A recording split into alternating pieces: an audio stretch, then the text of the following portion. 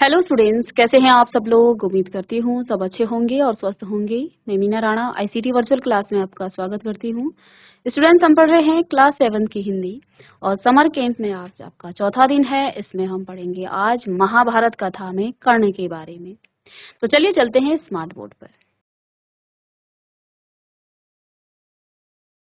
तो महाभारत में कर्ण का नाम आता है और कर्ण कौरवों की तरफ से युद्ध करते हैं। लेकिन कर्ण की कहानी क्या है, उनके बारे में हम यहाँ पर पढ़ेंगे। तो पांडवों ने पहले कृपाचार्य से और बाद में द्रोणाचार्य से अस्त्र शस्त्र की शिक्षा पाई। इधर आपने कल की क्लास में पढ़ा कि किस प्रकार से कुंती ने कर्ण को गंगा में एक पेटी में प्रवाहित कर दिया था।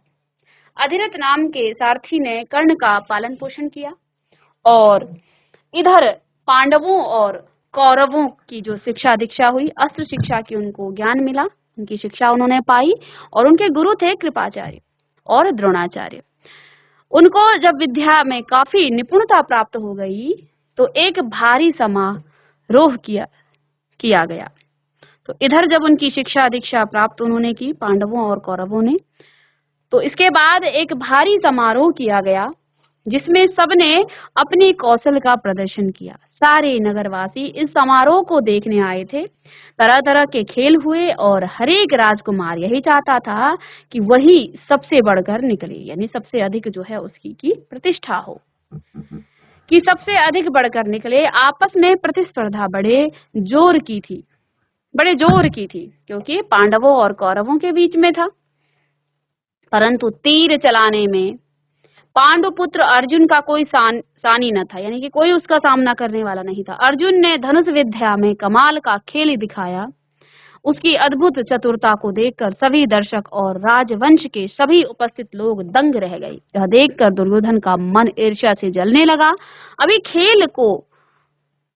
ही अभी खेल हो ही रहा था कि इतने में रंगभूमि के द्वार पर खम ठोंकते हुए एक रौबीला और तेजस्वी युवक मस्तानी चाल से आकर अब अर्जुन के सामने खड़ा हो गया।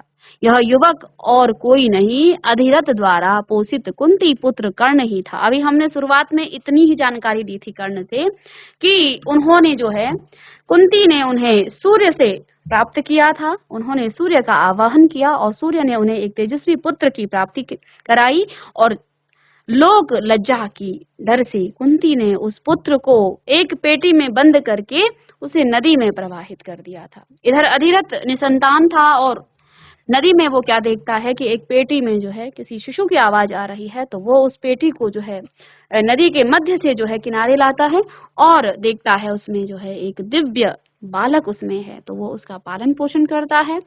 प्रभु का आशीर्वाद समझ करके वो कर्ण को पालता है।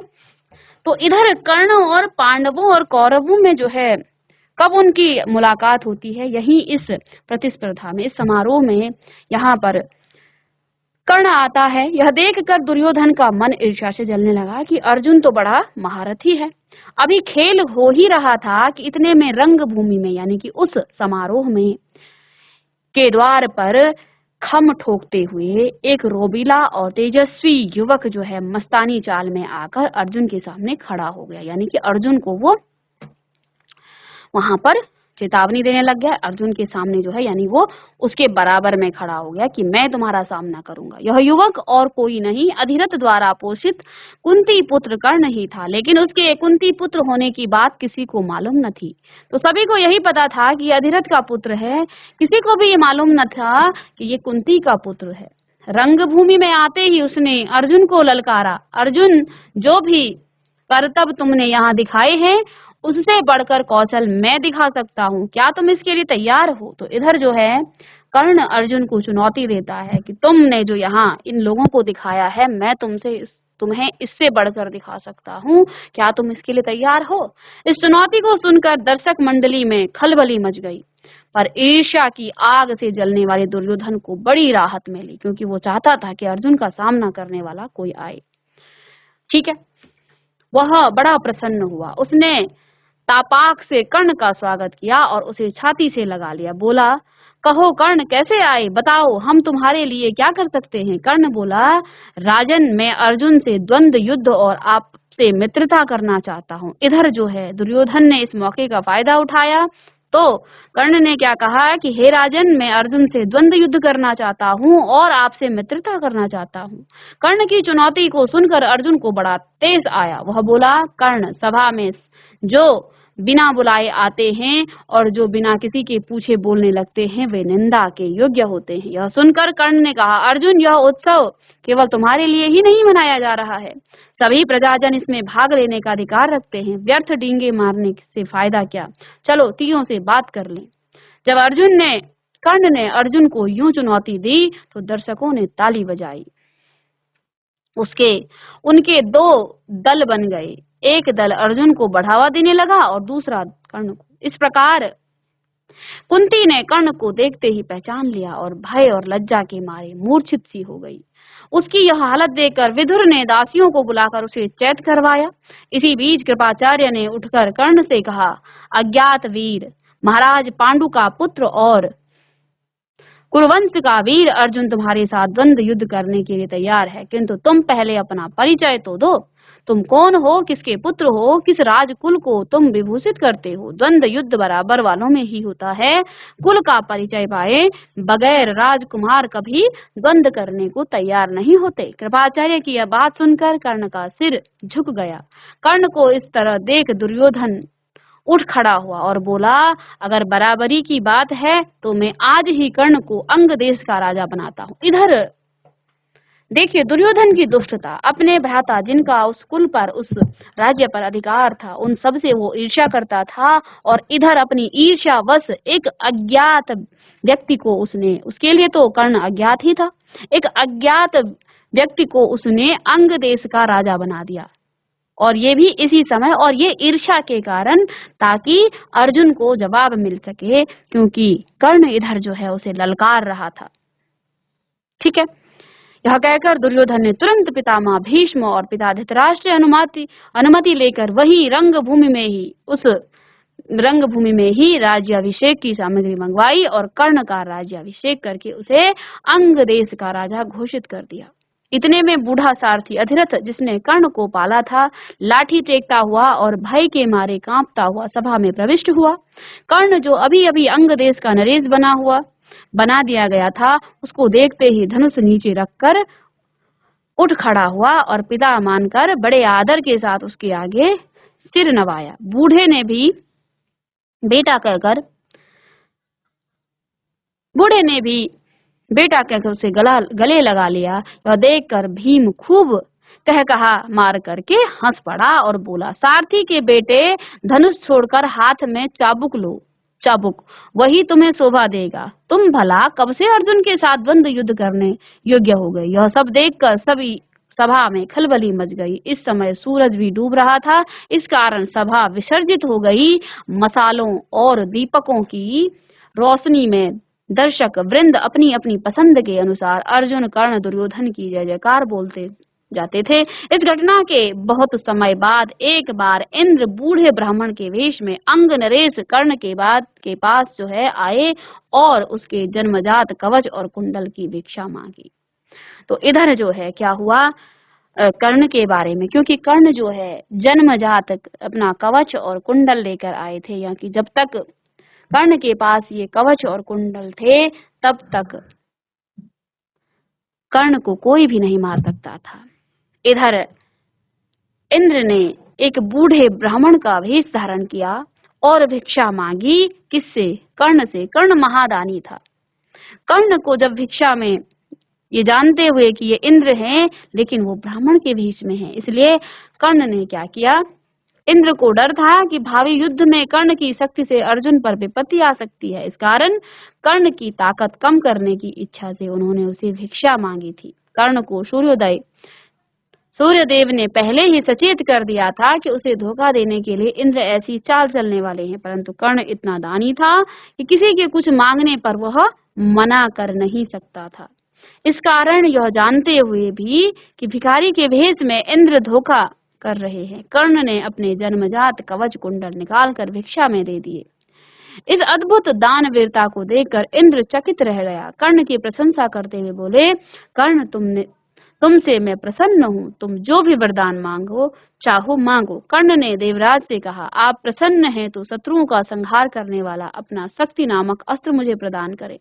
बड़ी प्रसन्नता के साथ अपना वह शस्त्र कर्ण को देते हुए देवराज ने कहा, युद्ध में तुम जिस किसी को लक्ष्य करके इसका प्रयोग करोगे वह अवश्य मारा जाएगा, परंतु एक ही बार तुम इसका प्रयोग कर सकोगे। तुम्हारे शत्रु को मारने के बाद यह मेरे पास वापस आ जाएगा। इतना कह करके इंद्र चले गए। तो इंद्र ने कर्ण की दानवीरता देखी कि उसे मालूम था कि ये इंद्र हैं, लेकिन उसने उस भेष में ब्राह्मण भिखारी के भेष में आए हुए इंद्र को वो अपने कुंडल और कवच दान में दे दिए। यह सब देखकर इंद्र बड़े प्रसन्न हुए। उन्होंने कर्ण से वरदान मांगने को कहा तो उन्होंने शस्त्र मांगा, लेकिन इंद्र ने ये कहा कि एक बार जिस शत्रु पर तुम इसका प्रहार करोगे उसके बाद ये वापस मेरे पास आ जाएगा। इस तरह से इंद्र वहां से चले गए। एक बार कर्ण को परशुराम जी से ब्रह्मास्त्र सीखने की इच्छा हुई, इसलिए वह ब्राह्मण के वेश में परशुराम जी के पास गया और प्रार्थना की कि उसे शिष्य स्वीकार करने की कृपा करें। परशुराम जी ने उसे ब्राह्मण समझकर शिष्य बना लिया। इस प्रकार छल से कर्ण ने ब्रह्मास्त्र चलाना तो सीख लिया। तो एक बार जो है कर्ण को परशुराम जी से ब्रह्मास्त्र सीखने की जो है इच्छा हुई, इसलिए उन्होंने एक ब्राह्मण का वेश धारण किया, परशुराम जी के पास गया और प्रार्थना की कि उसे शिष्य स्वीकार करने की कृपा करें। परशुराम ने उसे ब्राह्मण समझा और शिष्य बना लिया, और इस प्रकार छल से कर्ण ने ब्रह्मास्त्र चलाना सीख लिया। एक दिन परशुराम कर्ण की जांग पर सिर रखकर सो रहे थे। इतने में एक काला भौरा कर्ण की जांग के नीचे घुस गया और काटने लगा। कीड़े के काटने से कर्ण को बहुत पीड़ा हुई और जांग से लहू की धारा बहने लगी, पर कर्ण ने इस भय से कि कहीं गुरुदेव की नींद न खुल जाए, जांग को जरा भी हिलाया डुलाया नहीं। जब खून से परशुराम की देह भीगने लगी तो उनकी नींद खुली। उन्होंने देखा कि कर्ण की जांग से खून बह रहा है और देखकर परशुराम बोले, बेटा सच बताओ तुम कौन हो। तब कर्ण असली बात न छिपा सका। उसने स्वीकार कर लिया कि वह ब्राह्मण नहीं बल्कि सूत पुत्र है। यह सुनकर परशुराम को बड़ा क्रोध आया, अतः उसने उसी घड़ी कर्ण को शाप दे दिया और कहा, चूंकि तुमने अपने गुरु को ही धोखा दिया है, इसलिए जो विद्या तुमने मुझसे सीखी है वह अंत समय में तुम्हारी किसी काम न आएगी। ऐन वक्त पर तुम उसे भूल जाओगे और रण क्षेत्र में तुम्हारे रथ का पहिया पृथ्वी में धंस जाएगा। परशुराम जी का यह शाप झूठा न हुआ। जीवन भर कर्ण को उसकी सिखाई हुई ब्रह्मास्त्र विद्या याद रही, पर कुरुक्षेत्र के मैदान पर अर्जुन से युद्ध करते समय कर्ण को यह याद न आई। दुर्योधन के घनिष्ठ मित्र कर्ण ने अंत समय तक कौरवों का साथ न छोड़ा। कुरुक्षेत्र के युद्ध में भीष्म और आचार्य द्रोण के आहत हो जाने के बाद दुर्योधन ने कर्ण को ही कौरव सेना का सेनापति बनाया। तो इस प्रकार से जो है कर्ण ने विद्या ग्रहण की थी झूठ बोल करके, लेकिन गुरु ने उन्हें अंत में श्राप दे दिया कि जीवन भर तो तुम इस विद्या का प्रयोग करोगे, लेकिन अंत क्षण में जब तुम्हें इसकी बहुत आवश्यकता होगी उस समय तुम इस विद्या को भूल जाओगे। ठीक है, तो इस तरह से जब अर्जुन ने कर्ण पर बाण चलाया तो कर्ण उस समय ब्रह्मास्त्र का प्रयोग करना चाह रहा था, लेकिन शाप के कारण उसे जो है वो भूल चुका था, उस मंत्र को भूल चुका था। युद्ध का संचार आखिर जब शाप बस उसके रथ का पहिया जमीन में धंस गया और धनुष बाण रखकर जमीन में धंसा हुआ पहिया निकालने का प्रयत्न करने लगा, तभी अर्जुन ने उस महारथी पर प्रहार किया। माता कुंती ने जब यह सुना तो उसके दुख का पार न रहा। तो इस प्रकार से कर्ण जो है एक महादानी था, कुंती पुत्र था, सूर्य पुत्र था, लेकिन कर्ण ने अपनी वीरता एक कुल के कारण उसे अपमानित किया गया। लेकिन कर्ण ने कभी भी कौरवों का साथ नहीं छोड़ा, क्योंकि दुर्योधन ने उसे उस सभा में सम्मानित किया था। दुर्योधन की जो मनसा थी उसे सम्मानित करने का, वो ईर्ष्या के वश उसने किया, क्योंकि वो अर्जुन से तो लड़ नहीं सकता था, इसलिए उसको चाहिए था कि कोई उसके बराबरी का आए। इधर वो स्वयं तो नहीं लड़ पाया, लेकिन उसने देखा कि कर्ण में कुछ ऐसी बात है जो अर्जुन के साथ युद्ध कर सकता है, इसलिए उसने तुरंत अंग देश का राजा बना दिया कर्ण को। लेकिन बाद में पता चलता है कि वो तो अधिरथ, जो कि एक सूत है, उसका पुत्र है। कई बार कर्ण को जो है इस राज्यसभा में जो है अपमानित होना पड़ता है, लेकिन उस समय दुर्योधन अपनी ईर्ष्या के कारण उसका प्रयोग कर रहा था, उसका जो है वो, क्योंकि अर्जुन के साथ उसका सामना तो हो नहीं सकता था, इसलिए उसने कर्ण का प्रयोग किया। कर्ण महादानी था, कर्ण को पता था इंद्र धोखे से उनसे उनकी कवच और कुंडल ले रहे हैं, इसलिए एक भिखारी ब्राह्मण के भेष में आकर इंद्र ने कर्ण से उसका कवच और कुंडल लिया। लेकिन उसकी इस दानवीरता को देख करके इंद्र जो है बड़े प्रसन्न हो गए और उनसे वरदान मांगा। ठीक है, और वरदान मांगने के बाद वो वहां से चले गए। इसके बाद इन्होंने, कर्ण ने दुर्वासा ऋषि से, क्या परशुराम जी से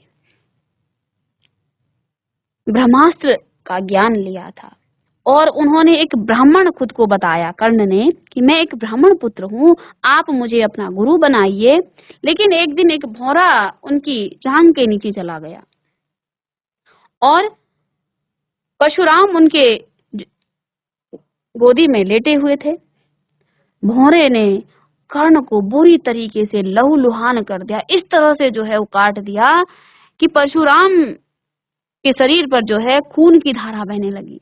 परशुराम जब उठे तो उन्होंने देखा कि ये जो है एक ब्राह्मण पुत्र नहीं हो सकता है। एक ब्राह्मण पुत्र में इतनी शक्ति नहीं होती है जितना एक क्षत्रिय में है। तो परशुराम समझ गए कि ये किसी ब्राह्मण का पुत्र नहीं है। अगर ब्राह्मण का पुत्र होता तो भौरे के शुरू में काटने से ही ये जो है हिल जाता या फिर अपने आप को बचाने की कोशिश करता। ऐसा बल, ऐसी शक्ति जो है एक क्षत्रिय में ही हो सकती है। इसलिए परशुराम ने जब पूछा कि तुम किसी ब्राह्मण के पुत्र नहीं हो, तुम अपनी सच्चाई बताओ, तो कर्ण ने सब कुछ बता दिया। इस पर परशुराम को बड़ा क्रोध आया कि तुमने मुझसे शिक्षा ली झूठ बोल करके, इसलिए जिस ब्रह्मास्त्र को सीखने के लिए तुमने झूठ बोला, ये अंत समय में ये जो ब्रह्मास्त्र की विद्या है ये तुम्हारे काम नहीं आएगी। अंत समय में आपने महाभारत में देखा होगा कि कर्ण का जो पहिया है वो जमीन में धंस जाता है। कर्ण अपने धनुष बाण छोड़ करके उस जमीन से उस अपने पहिए को निकालना चाह रहा था, लेकिन इधर अर्जुन ने उस पर बाणों की बौछार की और कर्ण वहीं पर धराशायी हो गया। कर्ण ने ब्रह्मास्त्र का प्रयोग करना चाहा, लेकिन परशुराम के श्राप के वश उसे उस समय वो ब्रह्मास्त्र का ज्ञान वो सब भूल गया था। तो इस तरह से कर्ण का अंत हुआ। और जब कर्ण का अंत हुआ, इससे पहले माता कुंती कर्ण से जो है बताती है, कृष्ण उसे बताते हैं कि तुम कुंती पुत्र हो। कर्ण को बड़ा दुख भी होता है कि अपने ही भाइयों के साथ में लड़ रहा हूँ, लेकिन वो माता कुंती उनसे जो है वरदान मांगने आई थी कि तुम मेरे 5 पुत्रों को जो है जीवित रखना। इस पर कर्ण अपनी माता कुंती से जो है वचन देते हैं कि वो उनके 5 पुत्रों को जीवित रखेंगे, अर्जुन के सिवा वो किसी के भी प्राण नहीं हरेंगे। तो उन्होंने कहा कि युद्ध में मैं आपके किसी भी पुत्र को, अर्जुन को छोड़ करके किसी भी पुत्र पर जो है ऐसा घात नहीं मारूंगा जिससे उनके प्राण निकल जाए। माता कुंती से इस प्रकार का वचन लिया था कर्ण ने कि मैं ना तो युधिष्ठिर को मारूंगा, ना अर्जुन को, ना मैं भीम को मारूंगा, ना नकुल और ना सहदेव को, मैं सिर्फ अर्जुन को मारूंगा। और अगर या तो अर्जुन मरेगा तब भी आपके 5 पांडव रहेंगे, और अगर मेरी मृत्यु हुई तब भी आपके 5 पांडव, और अगर अर्जुन मरा तब भी आपके 5 पुत्र जीवित रहेंगे। तो इस प्रकार का वचन दे करके कर्ण जो है अर्जुन से युद्ध करता है। चलिए अब आगे की कथा इसमें द्रोणाचार्य की आती है, यानी कि द्रोणाचार्य के बारे में हम यहाँ पर पढ़ेंगे। द्रोणाचार्य, आचार्य द्रोण महर्षि भारद्वाज के पुत्र थे। आचार्य द्रोण महर्षि भारद्वाज के पुत्र थे। पांचाल नरेश का पुत्र द्रौपद भी द्रोण के साथ ही भारद्वाज आश्रम में शिक्षा पा रहा था। तो इधर आचार्य द्रोण महर्षि भारद्वाज के पुत्र थे और पांचाल नरेश का पुत्र द्रौपद भी द्रोण के साथ ही भारद्वाज आश्रम में शिक्षा पा रहा था। ठीक है। दोनों में गहरी मित्रता थी। किसमें? द्रौपद में और आचार्य द्रोण में। कभी कभी राजकुमार द्रौपद उत्साह में आकर द्रोण से यहाँ तक कह देता था कि पांचाल देश का राजा बन जाने पर मैं आधा राज्य तुम्हें दे दूंगा। यानी कि दोनों में इतनी घनिष्ठता। और देखिए, बच्चे जब छोटे होते हैं ना, तो क्या कहते हैं, मेरे पास ये होगा। आजकल तो बच्चे होटलों में जाते हैं कि मैं तुम्हें वहां घुमाने ले जाऊंगा। जिसके पिता के पास जो है अत्यधिक धन होगा और पुत्र जो है उसे, तो वो अपने दोस्तों को कहीं घुमाने ले जाएगा, कहीं कुछ दे देगा, कहीं कुछ गिफ्ट में दे देगा। तो ऐसी ही मित्रता द्रोणाचार्य और द्रौपद में भी थी। द्रौपद क्योंकि पांचाल नरेश का पुत्र था, तो आगे उन्होंने राजा ही बनना था। और इधर आचार्य द्रोण महर्षि भारद्वाज के पुत्र थे।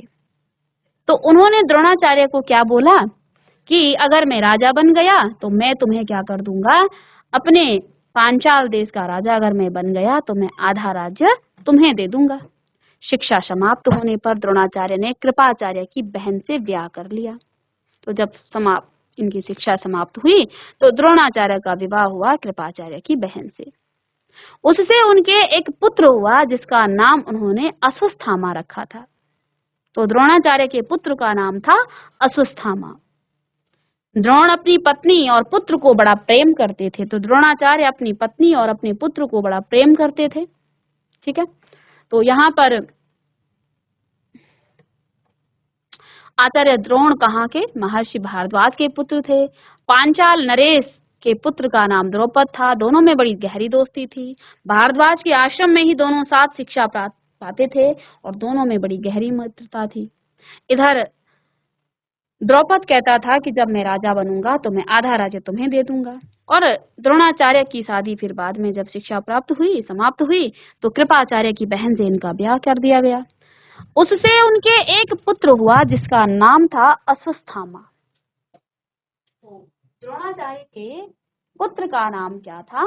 अश्वस्थामा रखा गया। द्रोण अपनी पत्नी और पुत्र को बड़ा प्रेम करते थे। द्रोण बड़े गरीब थे और चाहते थे कि धन प्राप्त किया जाए और अपनी पत्नी और पुत्र के साथ। तो द्रोण जो है, क्योंकि गुरु आश्रम, देखो एक गुरु पहले शिक्षा दीक्षा प्राप्त करने के बाद उनको जो है जो कुछ मिलता था उसी से अपना भरण पोषण करते थे। तो द्रोणाचार्य क्योंकि भारद्वाज के पुत्र थे तो इनके पास भी इतनी धन संपत्ति नहीं थी, वो बड़े गरीब थे। तो वो क्या चाहते थे कि अपनी पत्नी और पुत्र के साथ सुख से रहा जाए। अगर उनके पास धन होता तो वो उनके साथ सुख से रहते। उन्हें खबर लगी कि परशुराम अपनी सारी संपत्ति गरीब ब्राह्मणों को बांट रहे हैं। तो इधर उन्हें पता चला कि परशुराम अपनी सारी संपत्ति गरीब ब्राह्मणों को बांट रहे हैं। तो भागे भागे उनके पास गए, लेकिन उनके पहुंचने तक परशुराम अपनी सारी संपत्ति वितरित कर चुके थे। तो इधर जब वो पहुंचे तो परशुराम ने इनके जाने तक सारी संपत्ति इधर उधर लोगों को दे दी थी, गरीबों को दे दी थी। वन गमन की तैयारी कर रहे थे। द्रोण को देखकर वह बोले, ब्राह्मण श्रेष्ठ, आपका स्वागत है, पर मेरे पास जो कुछ था वह मैं बांट चुका हूँ। अब यह मेरा शरीर और धनुर्विद्या ही है।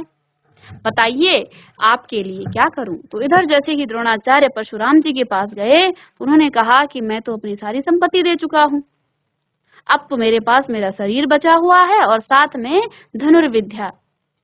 आपके लिए मैं क्या कर सकता हूँ? इस प्रकार के वचन कहे किसने? परशुराम ने।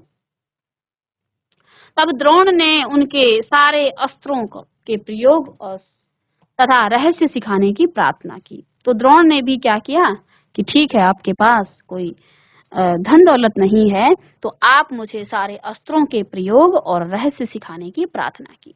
परशुराम ने यह प्रार्थना स्वीकार की और द्रोण को धनुर्विद्या की पूरी शिक्षा दे दी। कुछ समय बाद राजकुमार द्रौपद के पिता का देहावसान हो गया।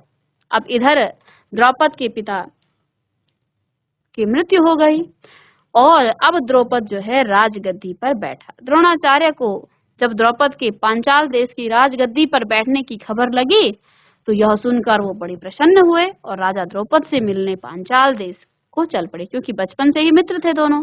तो इधर वो जो है पांचाल देश के राजा द्रौपद से मिलने गए। उन्हें गुरु के आश्रम में द्रौपद की लड़कपन में की गई बातचीत याद आई। तो उन्हें जो है इसके बाद उन्होंने कहा कि हम बचपन में इस प्रकार की बातें किया करते थे। उनको ये सब बातें याद आई। सोचा यदि आधा राज्य न देगा, ना भी देगा, तो कम से कम कुछ धन तो जरूर देगा। यह आशा लेकर द्रोणाचार्य राजा द्रौपद के पास पहुंचे और बोले, मित्र द्रौपद, मुझे पहचानते हो ना? मैं तुम्हारा बालपन का मित्र द्रोण हूँ। तो इधर जो है, अब कहते हैं ना, मित्रता, जो सच्चा मित्र होता है वो हमेशा आपका साथ देता है।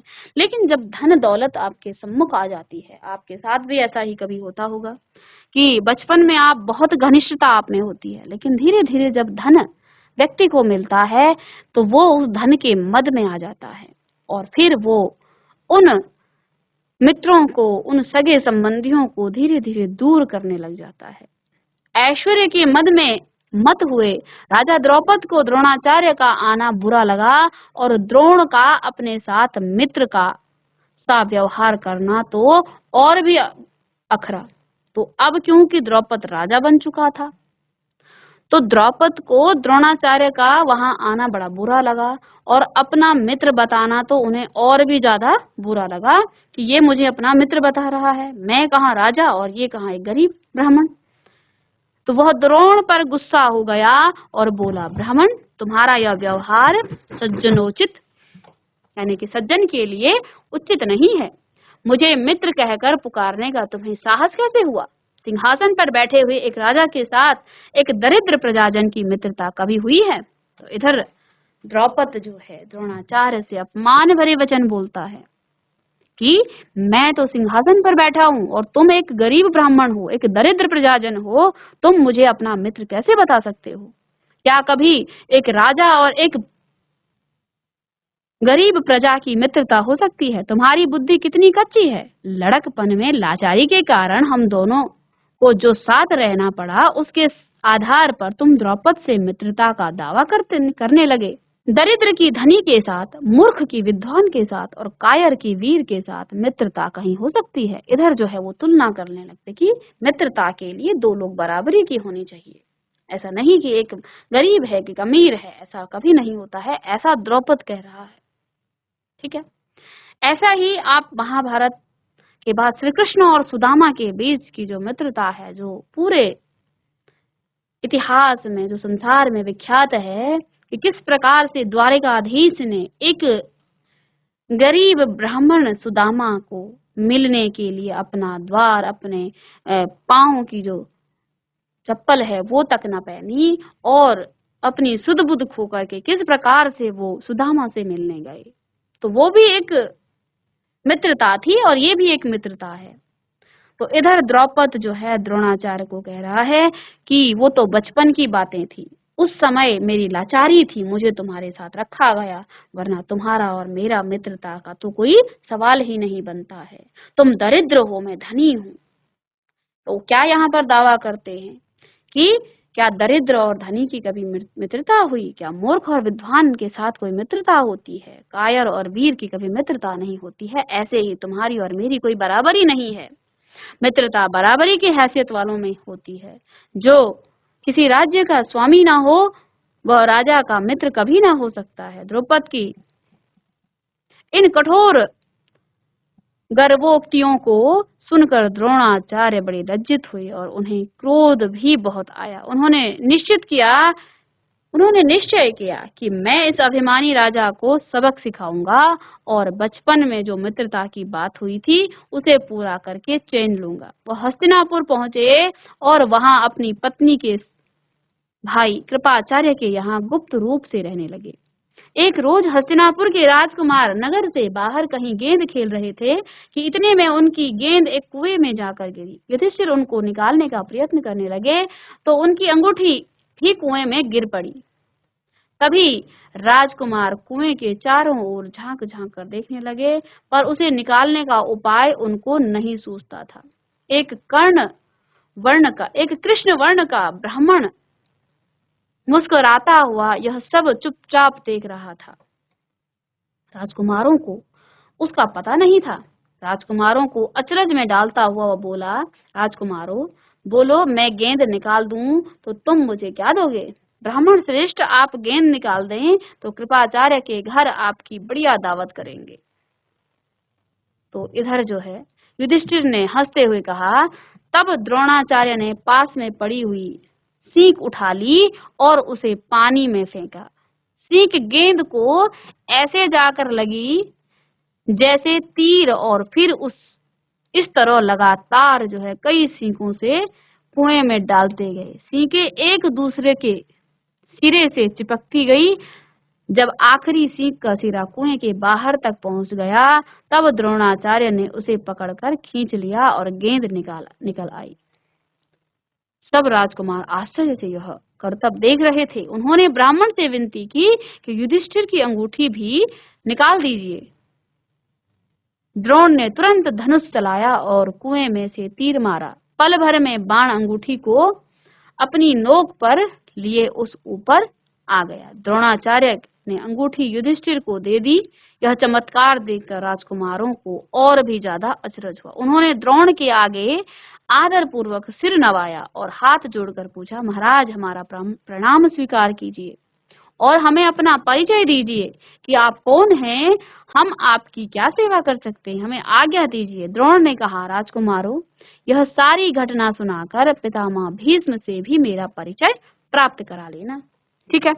राजकुमारों ने जाकर पितामह भीष्म को सारी बात सुनाई तो भीष्म ताड़ गए कि हो न हो वे सुप्रसिद्ध आचार्य द्रोण ही होंगे। यह सोचकर उन्होंने निश्चय कर लिया कि अब से राजकुमारों की अस्त्र शिक्षा द्रोणाचार्य के ही हाथों पूरी हो जाए।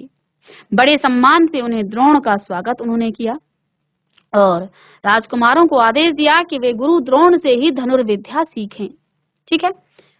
तो इस प्रकार से जो है उन्होंने धनुर्विद्या सीखी, किससे? द्रोणाचार्य से। बाद में जब राजकुमारों की शिक्षा पूरी हो गई तो द्रोणाचार्य ने उनसे गुरु दक्षिणा के रूप में पांचाल राज द्रौपद को कैद कर लाने के लिए कहा।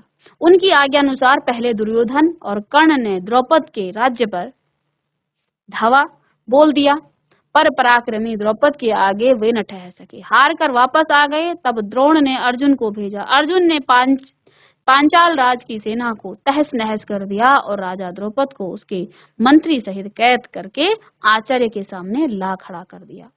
ठीक है। तो इस प्रकार से द्रोणाचार्य ने भी अपना बदला पूरा किया।